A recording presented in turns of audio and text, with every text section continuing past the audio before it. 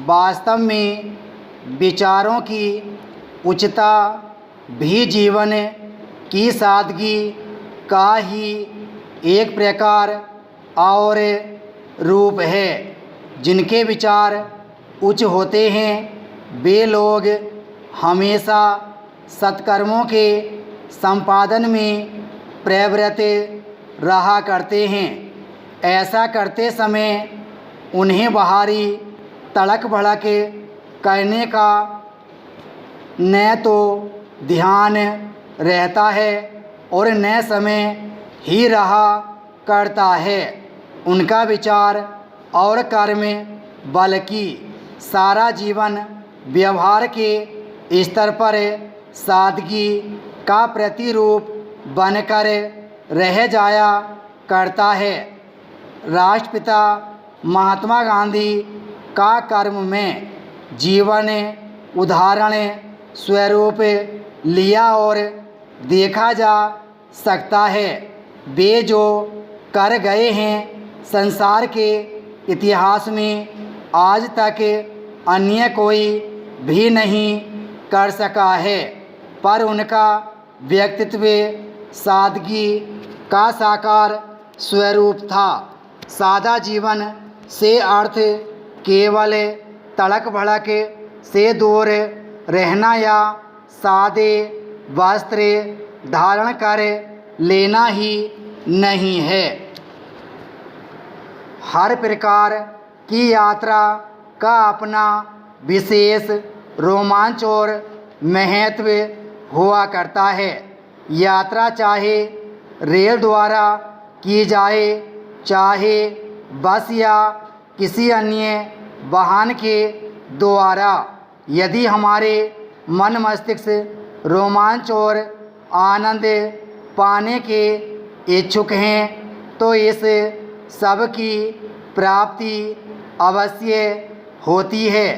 मैंने रेल पर तो दूर पास की यात्रा अनेक बार की है, पर बस द्वारा लंबी यात्रा का अवसर मुझे जीवन में बस एक बार ही प्राप्त हो सका है। यह यात्रा कोई एक दो दिनों की नहीं, लगातार 32 दिनों तक बस को ही अपना घर द्वार सब कुछ मानकर रहना पड़ा। साथ में परिवार के अन्य सभी सदस्य तथा कई अन्य परिवार भी थे। इस कारण हमें अजनबीपन का अनुभव कतई नहीं करना पड़ा।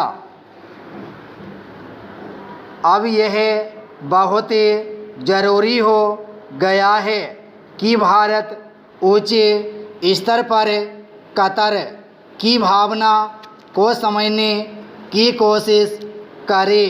भरोसा टूटकर विद्वेष और दुख में बदल जाए, उससे पहले ही सुलह की दिशा में बढ़ना चाहिए। नौसेना के जिन पूर्व अधिकारियों को मृत्युदंड की सज़ा सुनाई गई वे सभी योग्य व सम्मानित हैं, पर जासूसी के आरोप में उनका फंसना अचरज पैदा करता है। इन भारतीयों ने समूह में रहते हुए क्या जासूसी की है और इससे कतर का क्या नुकसान हुआ है, इसको तार्किक रूप से समझना ज़रूरी है। ये सभी भारतीय वहाँ एक निजी कंपनी के लिए काम कर रहे थे और उन्हें भारतीयों का पक्ष साफ तौर पर अभी भी सामने नहीं आने दिया गया है।